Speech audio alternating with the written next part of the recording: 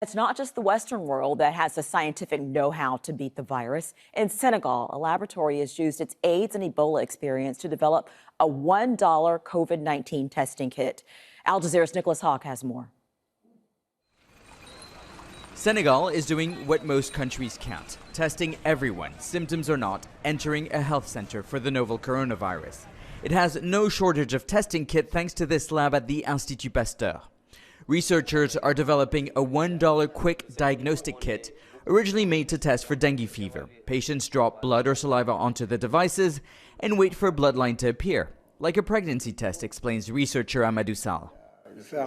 There is no need for a highly equipped lab. It's a simple test that can be done anywhere. The idea is to rapidly produce 2 to 4 million kits, not just for us, but for African countries, so that we can detect and isolate patients quickly. The sick are administered a cheap anti-malarial drug called chloroquine, commonly found in sub-Saharan Africa where malaria is endemic.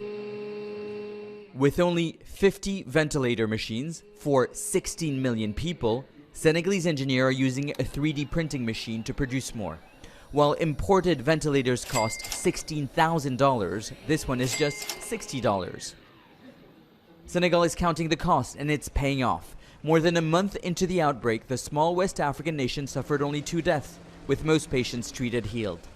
Senegal has the largest rate of recovery in patients infected with the coronavirus in Africa, the 3rd in the world, ahead of countries like the United States and France. And while it has a tiny health budget compared to those countries, it has a wealth of experience in dealing with infectious diseases and outbreaks.